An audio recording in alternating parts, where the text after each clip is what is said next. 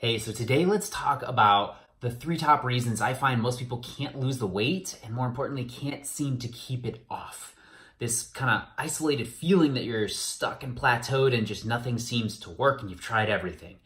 Well, I think that these three things are really going to help bring some insight to exactly what may be going on and where you're at. Because it's what I've seen with hundreds of people who have the knowledge of what it is that they need to eat and the habits that they need to create for exercise inside their life and still seem to hit these roadblocks.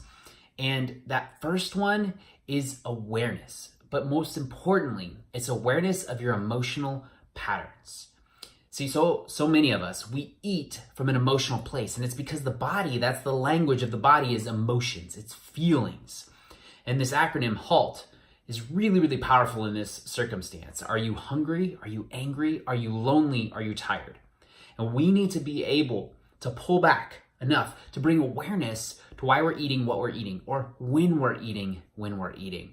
Is it coming from a place of actually being hungry, or are we just conditioned ourselves to eat at these certain times and in this certain way? Are we eating because we're angry? Is it an emotion? Are we triggered by something somebody said and so we instantly go because we're angry and we're frustrated? We go for something salty and crunchy like chips. Or are we lonely? Is it an emotional thing and we're feeling this disconnection? And so we find ourselves reaching for the wine and the chocolate, right? That releases all of this, hopefully oxytocin to make us feel connected. And that's when we find ourselves scrolling social media. Or are we just fatigued? Are we tired? Are we not getting the rest that we need?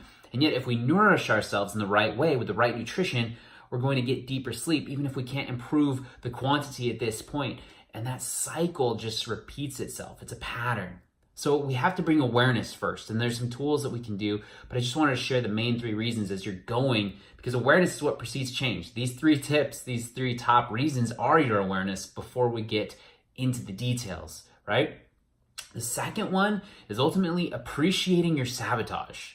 And I know that seems so counter, but we're going to have times where, we're just coming off, when I'm filming this, Cinco de Mayo, and then next weekend is Mother's Day. These are times to celebrate and be with friends and family, and we're going to have all of these birthday parties and work celebrations and these different things, and we're going to find ourselves in circumstances where people want to bring us food, and it's really hard to say no. And oftentimes we don't want to say no. We want to be able to, in between dieting, there's this thing called life, right? And we want to be at a place where yes, we want to be healthy. Yes, we want to be lean. Yes, we want to be fit. Yes, we want to lose the weight, but we also, more importantly, it comes from an internal place of being happy and fulfilled. There needs to be joy in life, and food can be that. When you develop this healthy relationship, we follow these certain steps that we can get to on how to do that. And so the second one is that we have to appreciate the sabotage because it's going to happen. We're going to overeat and then feel like this level of guilt for it or this level of shame.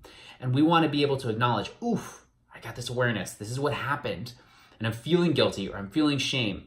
And we want to just be able to step back enough to appreciate the fact that we acknowledged it so that the next time it happens, we actually eat less. I want you to say, I appreciate the fact that I only ate 15 tacos instead of 20 plus the 3 margaritas that I could have had. And then the next time you may sabotage again, but it'll only be 5. And the next time you'll be able to just be in control and have 1 and enjoy it, or 2 and enjoy it, depending on whatever it is. I'm just using an example here. And so our appreciation for it takes it so that we're not beating ourselves up. We're not being in this negative place. Because then we can start to change who we are, overcome these personality traits, because our personality is what dictates our personal reality, and it's how we see the rest of the world. So if we see it as happening to us, it's going to continue to happen. But if we see it as we get to be a part of this, then it's going to shift mentally. And mindset is more what it has to do with nutrition and change and transformation than anything else. So I want you to appreciate the next time you sabotage and say, well, it could have been worse. I could have had this. And the next time, now I've gained this new level of awareness, going back to number 1, and I'm not going to do that as much. I'm not going to go as deep. And this is where we shorten the gap. It's not about being at 100%. It's about being at 90% consistently enough so that we can enjoy that little bit of 10%. No, there's no blame or shame or guilt that needs to happen within that. We just claim reality of where we're at. It's a powerful, powerful thing, my friend. And the last one, the third top reason people fail to achieve their weight loss goals and keep it off is a lack of accountability and support. See, we need some form of tracking. if we're unable to stack our habits, to stack our methods and track them, we have no way to know how we're progressing. And then we get tied to one form of progression, which is the scale. And we want it to happen fast. And we have kind of this disillusion of how fast it can go and not even realizing, oh man, I was making progress without me realizing that I was making progress. Because we never know when water is going to boil if we're not measuring the temperature. But all of a sudden, it shifts from that 210 degrees to 211 and boom, it's boiling. And we have exactly what we wanted. And so there's so much that is happening very slowly. It's like going up a mountain and doing switchbacks. If you really stopped and turned around on each one and looked, you'd realize your view was a little bit different. It's small, but it's different. And each time you're getting a little closer and the view is a little sweeter. And so we have to be aware.